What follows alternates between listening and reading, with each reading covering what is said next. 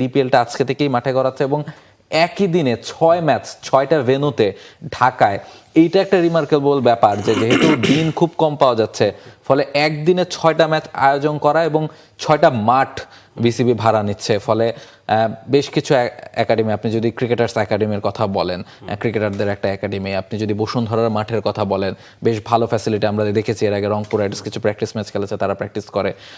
এছাড়া আপনি পিকেএসপির কথা বলেন, এছাড়া বিকেএসপি তো সবসময় ম্যাচ হয়ে থাকে। ফলে এই মাঠগুলোতে খেলা হচ্ছে এবং ডিপিএলটা মাঠে গড়ালো, এটা বোধহয় এই বোর্ডের জন্য একটা বড় সাফল্য। নিঃসন্দেহে গেল বিপিএল এর কথা মনে পড়ছে, ডিপিএল এর কথা। ইনফ্যাক্ট আমি সেখানে যেতাম, বিকেএসপি তে কমেন্ট্রি করেছি, কভার করেছি। তো এবারে শুধু বিকেএসপির মধ্যে গন্ডিবদ্ধ না রেখে আপনি যেই গ্রাউন্ডগুলোর কথা বললেন, ইউল্যাবের গ্রাউন্ডটাও আছে পাশাপাশি। তো এটা একটা দারুণ ইনিশিয়েটিভ। মানে আপনি ক্রিকেটটাকে যতটুকু সম্ভব ছড়িয়ে দিতে পারেন এবং একদিনে 6টা ম্যাচ আয়োজন করা, 4টিখানি কথা নয়, এটার চ্যালেঞ্জ আছে, এটার সুবিধাও আছে। মানে আপনি আননেসেসারিলি লেন্দি করছেন না, যেহেতু একটা ভয়েড সময় আছে। হ্যাঁ, পাকিস্তানের বিপক্ষে সিরিজটা 8 তারিখে মাঠে গড়াচ্ছে, বাট ম্যাক্সিমাম প্লেয়ার্স, ন্যাশনাল টিমের অনেক প্লেয়াররাই ডিপিএলে খেলবেন, যারা কিনা ন্যাশনাল টিমের রাডারের মধ্যে ছিলেন। আমরা জানি যে শুধুমাত্র যে ক্রিকেটের প্রশ্নে শুধু নয়, মানে খেলোয়াড়দের ইনকামের প্রশ্ন, ডিপিএল অনেক বড় একটা টুর্নামেন্ট। আপনি বিপিএলে কতজনকে খেলাতে পারছেন? অনেক প্লেয়ারই আসলে ডিপিএল ওরিয়েন্টেড, তারা জীবিকা নির্বাহের জন্য ডিপিএলের দিকেই তাকিয়ে থাকেন। সেটা অনেকখানি দেরিতে হলো, মানে গেল বছর সম্ভবত মার্চ মাসে শুরু হয়েছিল, সেটা এবারে মে মাসে শুরু হচ্ছে। 2 মাস বিলম্ব হয়েছে, নানাবিধ কারণই হয়েছে। তবে সবচেয়ে ইম্পর্টেন্টলি খেলাটা মাঠে গড়িয়েছে এবং লিস্টে ক্রিকেটের দেশের সবচেয়ে বড় আয়োজন।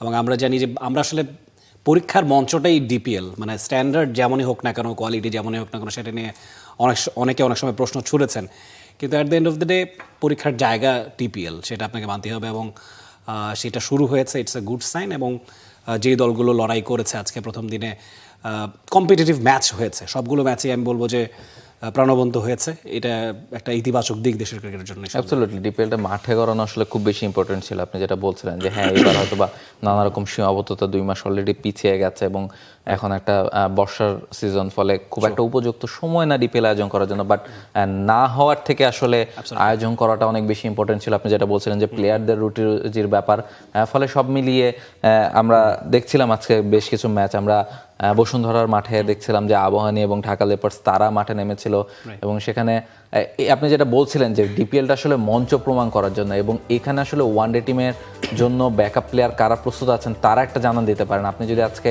কথা আবাহনীর হয়ে সাব্বির রহমান রুম্মানের ব্যাটিংটাই দেখেন, তিনি লম্বা একটা সময় সেভাবে পারফর্ম করতে পারছিলেন না। তবে গত বিসিএল থেকে দেখছি যে তার ব্যাটে বেশ কিছু ভালো ইনিংস আমরা দেখতে পাচ্ছি। বিসিএল এর যে ওয়ানডে ভার্সনটা হলো সেখানেও তিনি খুব ভালো ক্রিকেট খেলেছিলেন এবং আজকেও কিন্তু দেখেন একটা ইম্পর্টেন্ট নক তার ব্যাট থেকে এসেছে, একটা ফায়ারি ইনিংস তিনি খেলেছেন, যে ধরনের ইনিংস খেলে তিনি অভ্যস্ত।